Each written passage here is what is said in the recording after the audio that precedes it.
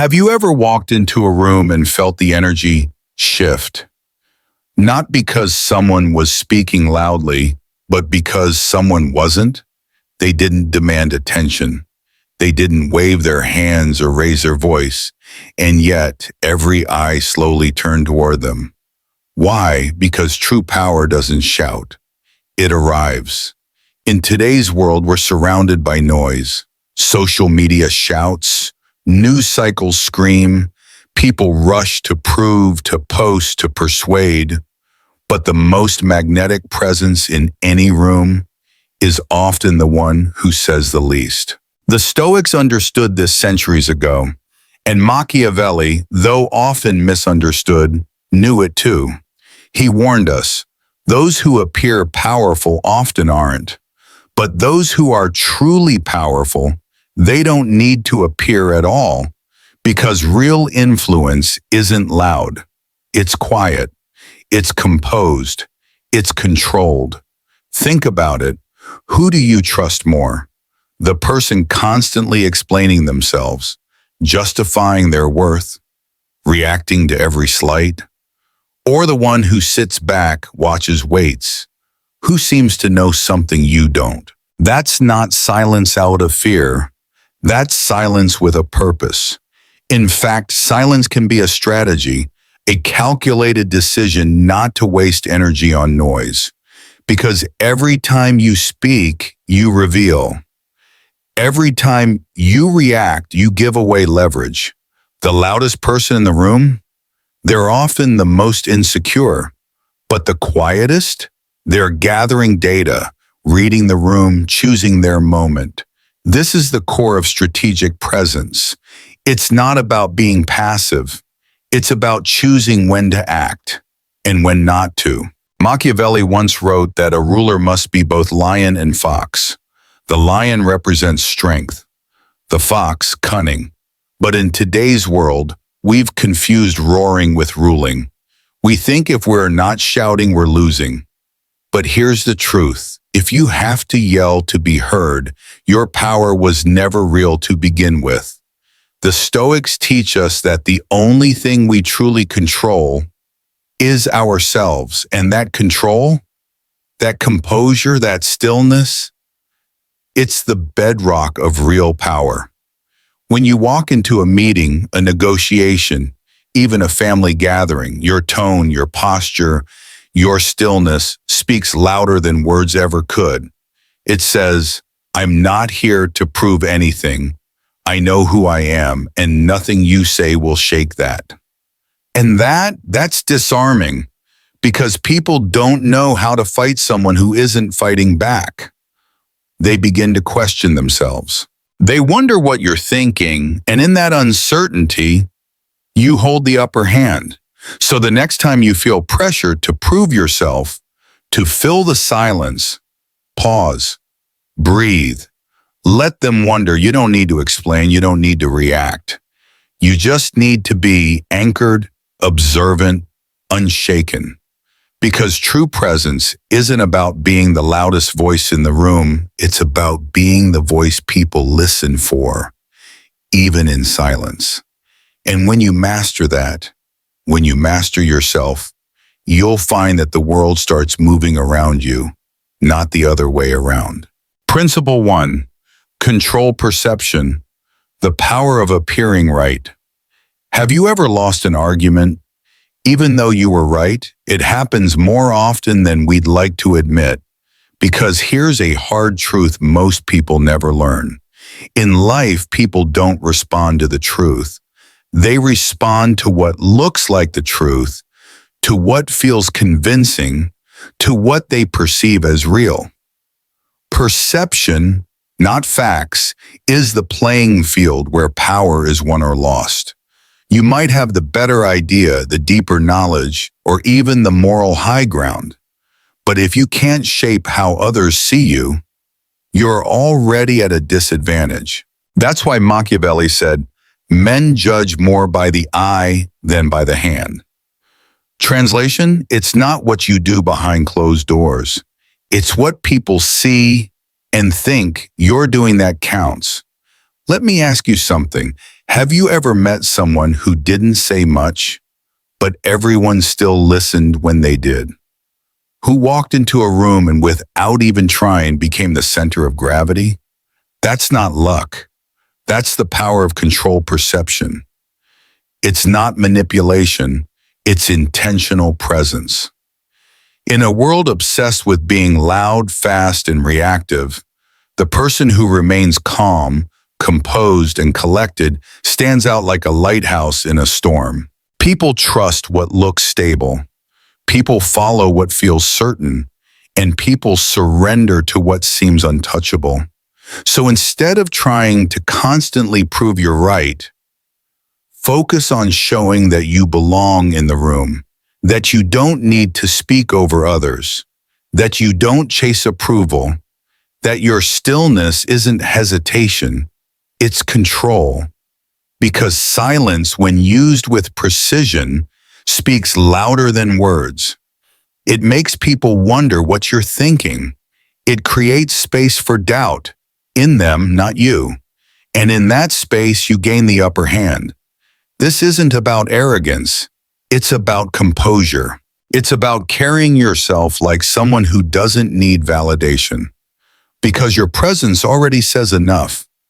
Think of the Stoics. They mastered themselves so completely that the outside world couldn't rattle them. They didn't react, they responded. They didn't argue, they embodied calm. And in doing so, they gained influence without even raising their voice. Now think about today's world. We live in a time when being right isn't enough.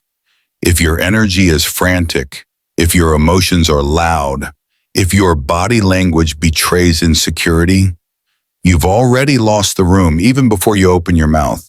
But if you walk in steady, grounded, unbothered, you change the game entirely. Because people don't just judge your words, they judge your face, your tone, your timing, your pause, your stillness. And when you control those things, you control the narrative. So here's the real question. Are you spending all your time trying to be right? Or are you learning how to look right? Because in a world where perception becomes reality, he who controls perception controls the outcome. That's not deception. That's strategy. And this is one of the oldest, most powerful truths the world has ever known. And the best part? You don't need a title. You don't need to be loud. You just need to own your presence. Because in the eyes of others, what they see is who you are until you teach them otherwise. Principle 2. Patience is a weapon. Time is the deadliest strike. Have you ever been in a situation where someone rushed to act and ended up making things worse?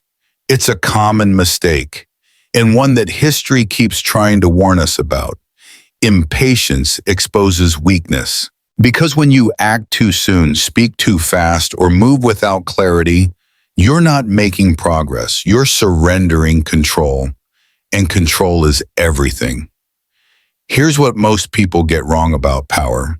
They think it's about being first, being fast, being aggressive. But the truth is, real power waits. It watches. It studies. And then it strikes only when the outcome is already decided. That's why the wisest leaders throughout history, from the Stoics to Machiavelli, understood one crucial lesson. Time, when wielded wisely, is more devastating than any weapon. Let's be honest, patience isn't glamorous. It doesn't get applause, it doesn't trend online, but it wins wars quietly, decisively, and without mercy. In a world that worships speed, patience is rebellion. It's not passivity, it's precision. It's choosing not to react, so you can respond at the perfect moment. Think about it. The opponent who believes you're hesitating lowers their guard. The enemy who assumes you're retreating steps forward without caution. And the person who thinks you've gone silent reveals more than they realize. Patience, then, is not weakness. It's strategy. Because most people are ruled by urgency. They want results now, answers now, validation now. And that urgency blinds them. It makes them sloppy. It makes them predictable. It makes them vulnerable. But the one who can wait, who can hold the silence, who can delay their move just long enough for the other side to overextend, that's the person who controls the board. Let me put it this way. You're not falling behind. You're letting others run into the fire while you read the wind. You're not being slow. You're becoming accurate. Think about seasoned negotiators, skilled tacticians, wise leaders. They don't interrupt. They listen. They don't strike first. They let time unravel the opposition. That's not just wisdom. That's dominance through discipline. And yes, it's hard, especially when everything around you is moving fast. When people expect quick answers, when your ego screams to prove itself. But the moment you learn to sit still in that discomfort, you begin to master something far greater than your circumstances. You begin to master yourself, because in the space between reaction and response lies leverage. And time becomes your ally. You let others act emotionally while you prepare your moment. You let them speak too soon, while you choose your words with clarity. And when the time comes, you act not out of pressure, but out of certainty. That's why patience, when used as a weapon, is so deadly. It makes your opponent feel safe, right before they collapse. So the next time you feel the pressure to act quickly, pause. Let others confuse movement with progress. Let them reveal themselves while you remain unreadable. Because when you use time as a tool, you're not just surviving the game, you're shaping it. And when the moment is right, you'll strike once and only once, with clarity, with power, and with no need to repeat yourself. That's the difference between reaction and strategy, between chaos and control, between almost winning and never losing again. Principle 3, feign weakness. How to win by being underestimated. Let me ask you something. What if your greatest strength wasn't in how strong you looked, but in how weak you appeared? Sounds strange, right? But here's a truth very few people understand. Power doesn't always roar. Sometimes it limps. Sometimes it lowers its voice. Sometimes it plays the fool. Because in strategy, as in life, the most dangerous move is the one no one sees coming. And that's the essence of this principle. Feigning weakness isn't surrender, it's setup. When you let your opponent believe you're harmless, they drop their guard. When they think you're naive, they speak too freely. When they assume you're outmatched, they stop defending what matters most. And that's when you strike. Machiavelli understood this well. He said a ruler must be both the lion and the fox. The lion has brute strength, but the fox survives by appearing smaller than the threat until the trap is already closed. In a world addicted to dominance and displays of power, playing the underdog is a forgotten art. But it works because it triggers the one thing you should never underestimate: human arrogance. Let's be honest, people love to feel superior. The moment they think they're smarter than you, stronger than you, more experienced than you, they start exposing themselves. They overshare. They make sloppy moves. They underestimate every quiet detail you've been tracking and all along. And that's when your supposed weakness becomes your sharpest weapon. Think about it. How many times have you seen someone overlooked, ignored, dismissed, only to later flip the script entirely? It's not luck. It's patience. It's emotional control. It's playing the role so well that no one sees the setup until the shift is irreversible. Here's the key. Feigning weakness doesn't mean you lack strength. It means you know when to hide it. And that takes discipline. It takes confidence to let people doubt you. It takes strategy to stay silent while others gloat. It takes mental toughness to be underestimated and let them think they're winning. Because when your opponent thinks they've already won, they stop paying attention. And when they stop paying attention, you gain control. This applies in business, in politics, in relationships, even in negotiation rooms. Sometimes saying you're right isn't agreement, it's bait. Sometimes letting someone interrupt you isn't weakness, it's observation. And sometimes backing down isn't retreat, it's repositioning. You're not giving up your ground. You're just choosing when and how to reclaim it, when it costs them the most. Because the longer they think you're harmless, the more reckless they become. And when the moment comes to move, you do it with clarity, while they're still celebrating a victory they never actually earned. So no, feigning weakness is not cowardice, it's control.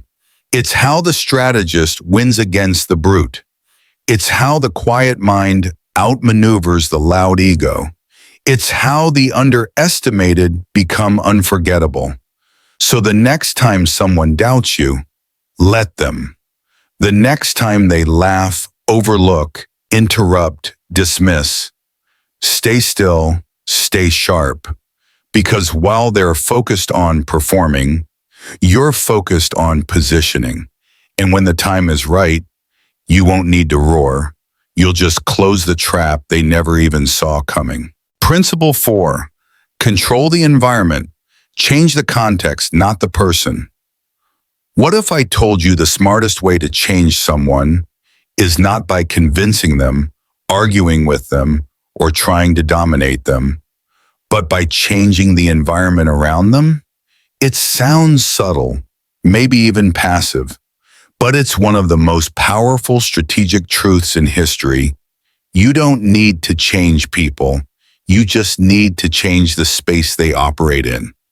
Let's be honest, people rarely change because you tell them to. Beliefs are stubborn. Egos are fragile. When you confront someone directly, you trigger resistance. Even if you're right, they dig in their heels. But what if, instead of pushing back, you simply change the layout of the board they're playing on? That's what the masters do. They don't push harder, they design smarter. Think of it like chess.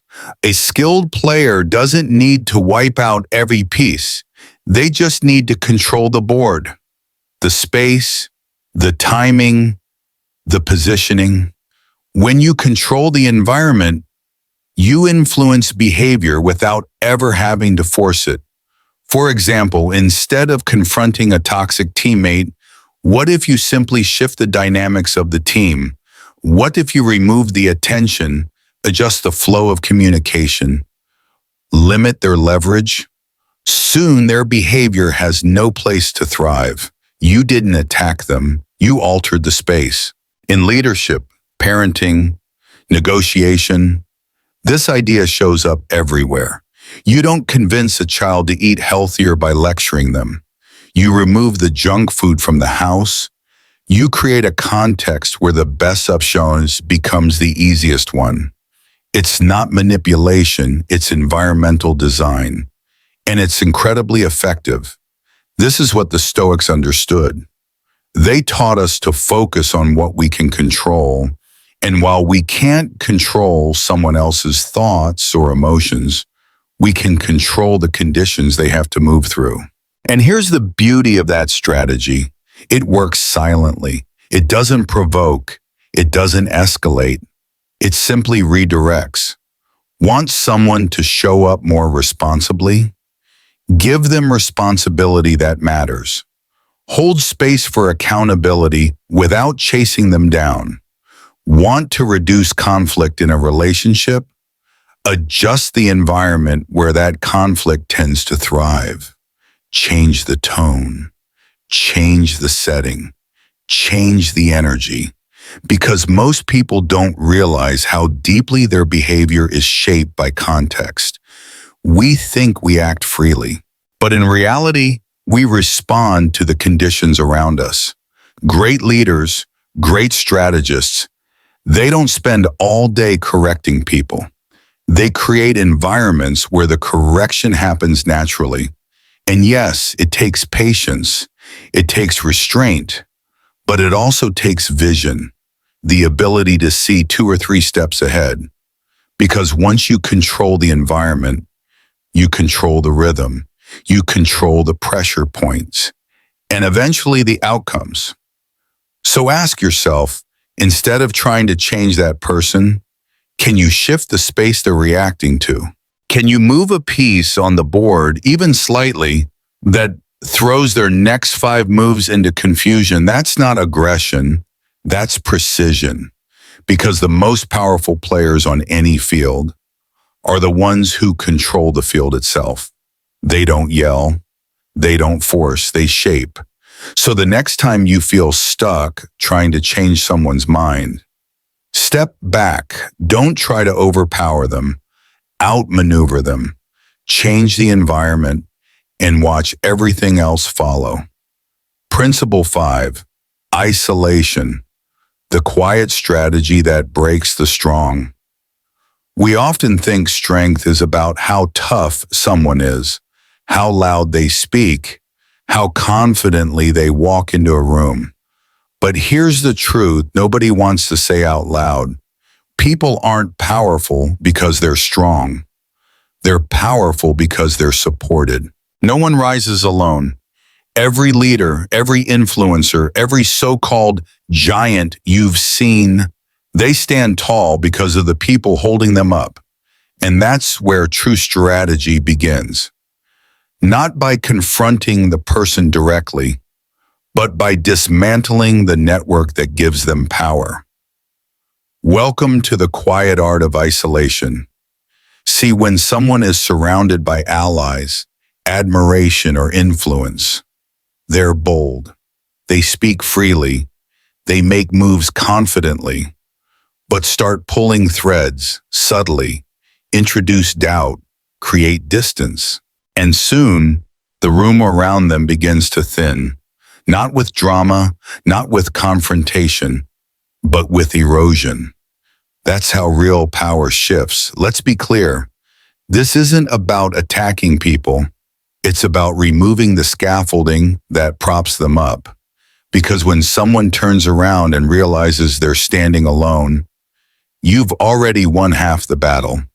Think of any great downfall in history or business. Rarely is it one knockout punch.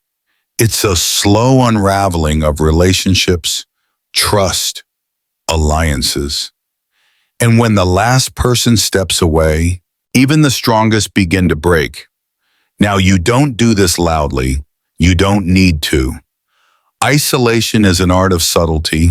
Maybe it's a change in tone, a pause where there used to be support, a delay in reply, a quiet shift in loyalty. The target starts to feel it, but they can't quite name it. And that's the genius of it. Because once doubt enters their circle, paranoia does the rest. They start second-guessing. They question loyalties. And soon, they do the damage to themselves. Let me give you an example. In business, if a powerful figure is always backed by certain partners, you don't fight them directly. You create conditions that slowly push those partners away. New deals, private doubts, quiet alternatives. Eventually, when the moment comes, you don't just face your opponent, you face them alone. And at that point, their image, their confidence, their control, it begins to fade. Because no matter how strong someone appears, isolation makes them vulnerable. And not because you beat them, but because you removed the safety net they didn't even realize they relied on. This works in leadership, negotiations, even in your personal life. You don't need to argue with toxic people. You just make sure the environment around them stops enabling them. Eventually, they either adapt or fade out. Here's the bigger point. In a world obsessed with confrontation, the smartest move is often quiet disconnection. Because power is not just about presence, it's about position. So if you want to weaken a threat, don't go head to head. Go under, go around, pull the roots. And when they reach for backup and no one answers, you'll know you've already won. Not with a shout, not with a strike, but with silence, with strategy, with isolation. Principle 6. End it completely. Never leave the door open. There comes a moment in every battle, whether it's personal, professional, or psychological, when hesitation is the most dangerous move you can make. That's when you must choose. Do I end this, or do I let it linger? And make no mistake, lingering is deadly, because half measures don't bring peace. They invite confusion. They leave cracks open for resentment, revenge, and return. You may think you're being merciful. You may think you're taking the high road. But here's the hard truth. An enemy wounded but still breathing is the most dangerous kind. Machiavelli said it best. He who injures and does not kill gets revenge. In other words, when you act with finality. End it in a way that leaves no echo, no sequel, no question about where you stand. Because when you leave space for misunderstanding, you leave space for escalation.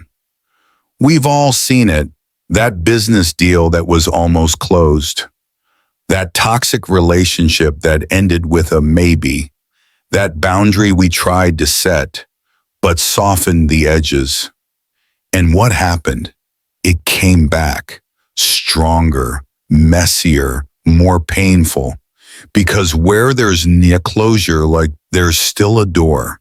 And if that door is open, even slightly, someone will walk back through it. You're not just fighting the person in front of you. You're fighting your own reluctance to close the chapter. And here's why that matters. Your energy is limited. Your peace is precious. You cannot afford to be at war with something you should have finished long ago. So if you must walk away without a trail, no breadcrumbs, no emotional leftovers, no explanation that gives them room to argue. Silence is closure. Distance is protection. And a clean cut is the kindest thing you can do for both of you. Because when you leave things half done, half said, half broken, they don't fade.